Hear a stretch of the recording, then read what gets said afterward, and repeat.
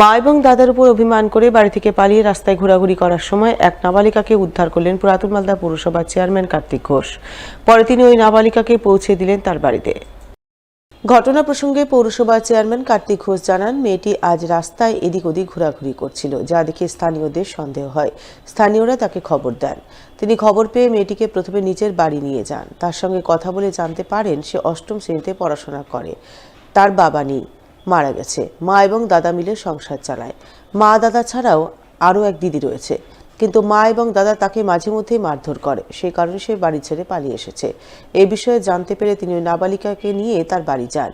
নাবালিকাকে তার পরিবারের হাতে তুলে দিয়ে তাকে মারধর করতে বারণ করে। প্রয়োজনে কাউন্সিলিং করানোর পরামর্শ দেন।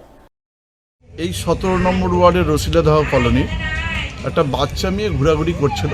বাড়িতে তার মা বাবা বকা দিয়েছে, তার দাদা মারধর করেছে এবং তাকে দেখতে পেয়ে মানুষের কাছে খবর পেয়ে সেই বাচ্চাটিকে আমরা নিয়ে এনেছিলাম, নিজের অফিসে এনেছিলাম এবং বাচ্চাটার মুখ থেকে শুনলাম যে আমাকে মারধর করেছে বলে আমি আর ওর বাড়িতে যাবে না এবং বাড়িতে কোনো মতেই যাবে না। ওই ছোট্ট একটা বাচ্চা, 12 বছরের বাচ্চা, সে বলছে যে আমাকে কাজ ঠিক করে দাও, আমি কাজ করে খাবো, কিন্তু আমি বাড়িতেই যাব না।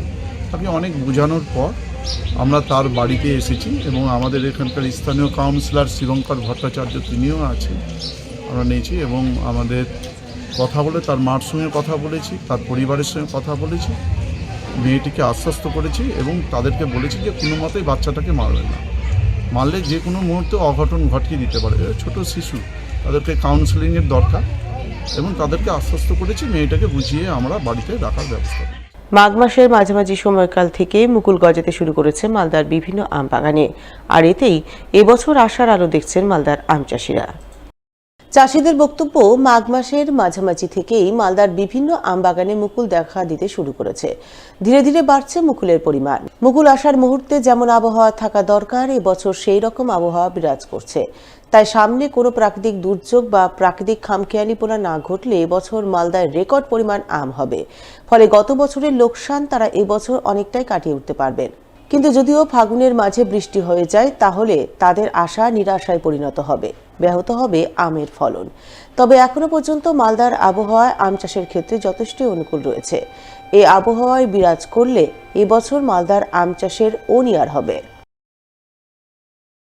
মোটামুটি এখন বর্তমানে ফেভারের আবহাওয়া, আশা রাখছি এবার ভালো ফলন একটা হওয়ার আমরা আশা রাখছি।